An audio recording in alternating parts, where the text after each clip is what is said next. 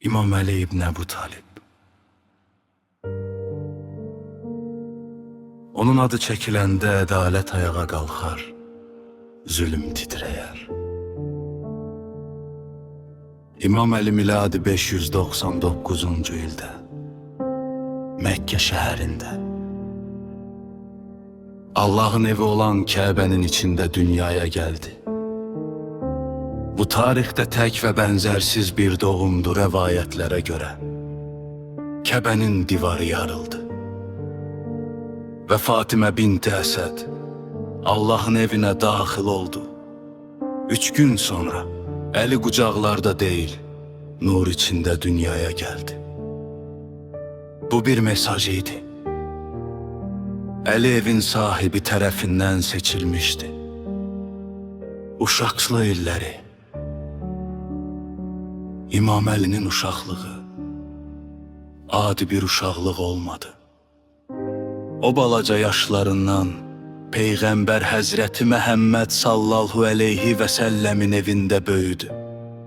Aclığı gördü, təhlükəni tanıdı, amma heç vaxt yalanı bilmədi. Peyğəmbərimiz ona yalnız söz öyrətmədi. Ona əxlaq öyrətdi, ona susmağı, lazım gələndə isə ayağa qalxmağı öyrətdi. İmam Əli uşaqlıqdan doğru ilə yanlışı ayırmağı bacarırdı. Beləyinə inan gətirdi. İslam nazil olduqda hamı tərəddüd etdi, hamı düşündü. Amma İmam Əli düşünmədi. Əli inandı. O İslamı qəbul edən ilk şəxs oldu. Bu iman qorxu ilə yox, əminliklə idi. Gəncliklə döyüş meydanları. İmam Əli böyüdü. Amma qılıncı böyüklərdən ağır idi Əbildə, Ühüddə, Xəndəkdə. İslam onun qılıncı ilə ayaqda qaldı.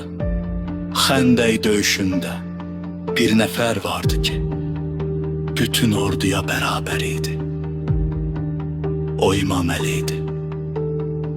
Peyğəmbər dedi. Əlinin bir zərbəsi insan və cinlərin ibadətindən üstündür. Ailə deyət, İmam Əli Fatimə-i Zəhra ilə evləndi. Bu evlilik var dövlətlə yox, imanla quruldu. Onların evi sadə idi, amma nurla dolu idi. Bu evdən İmam Həsən, İmam Hüseyin, Zeynəb, Ümmü Külsüm dünyaya gəldi. Bu ev imamət ocağı oldu.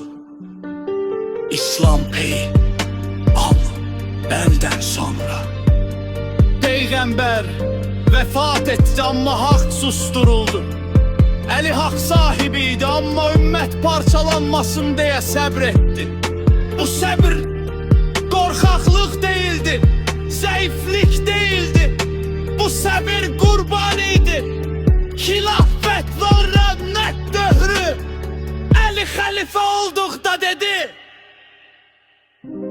əgər bu yük mənim boynumdadırsa, ədalət hər şeydən üstün olacaq. Qohumuna üstünlük vermədi, varlıya güzəşt etmədi. Yetimin haqqını qorudu, gecələr çörək kisəsini çiyninə alıb. Qapıları döyərdi, heç kim bilməzdi. Bu kasıblara kömək edən xəlifədir.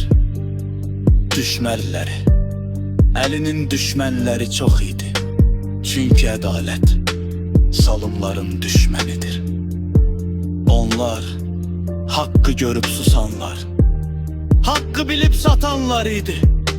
Şihanət, miladi 661-ci il, Kufə, sübh namazı. Əli səcdədə idi, qılınc endi. Əli dedi: Kəbənin Rəbbinə and olsun ki, qurtuldum. Ədalət şəhid edildi, amma Əli ölmədi. O yol oldu. Əli keçmiş deyil, Əli ölçüdür. Kim ədaleti seçerse elinin yolundadır. Bu bir insanın hayatı değildi.